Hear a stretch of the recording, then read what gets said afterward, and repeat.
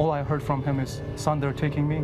With those final words, Kazat Altay's father vanished without a trace. I still remember that voice.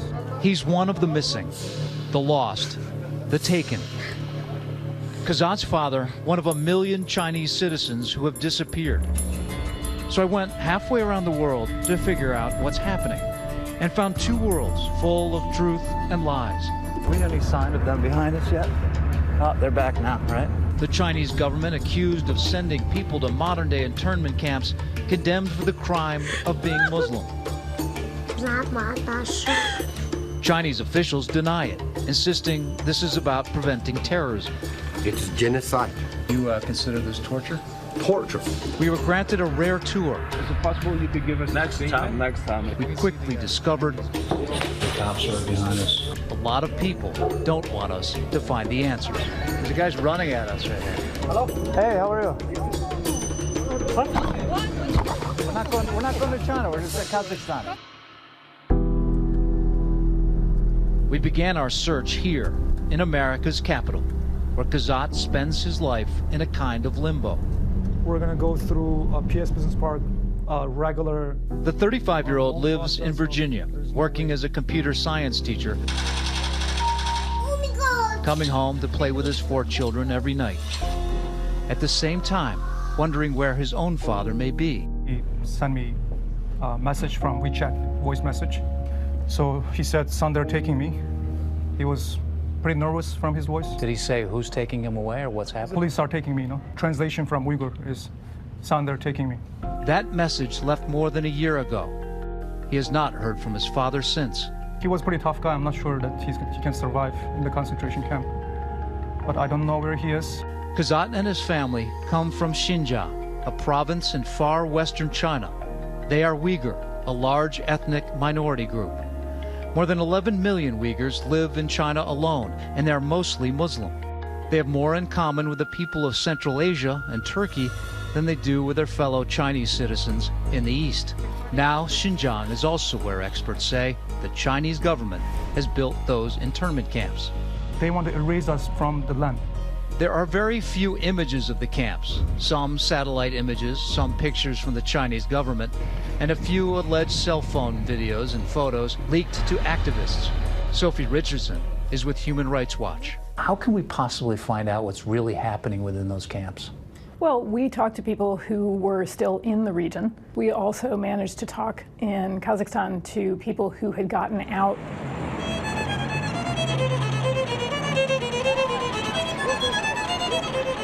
In an effort to get answers, we traveled to Kazakhstan, a former part of the Soviet Union, which borders Xinjiang, where we meet lawyer Sarakjan Balash. His office is flooded by families desperate for help. Most here have lost contact with their parents, siblings, or children right across the border. My mother. That's your mother. What happened to her?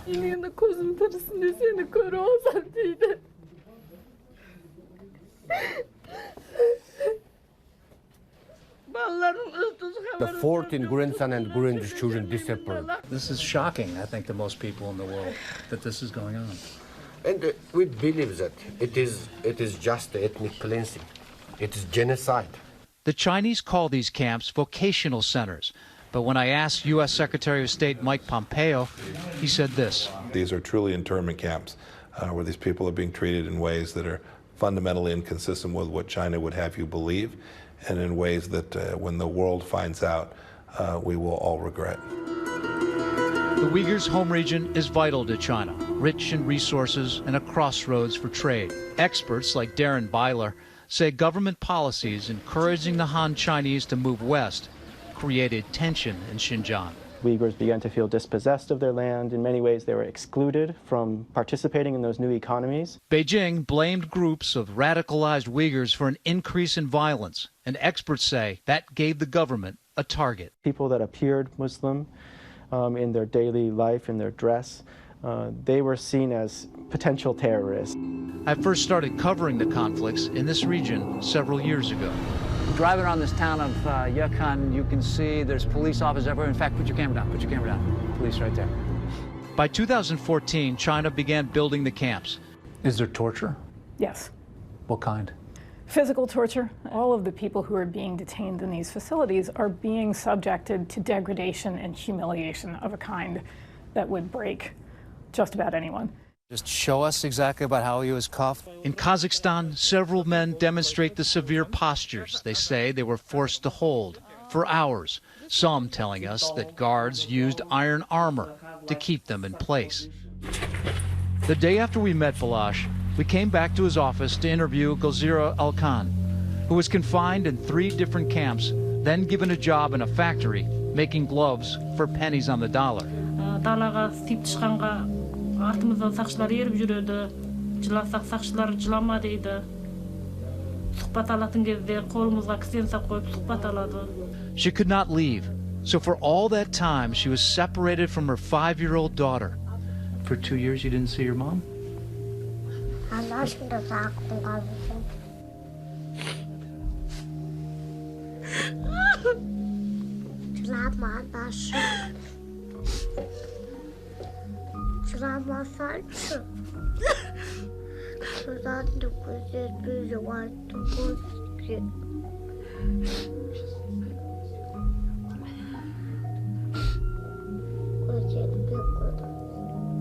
Unbeknownst to us, at the same time we were doing this interview, drama is unfolding out in the hallway. Are those police?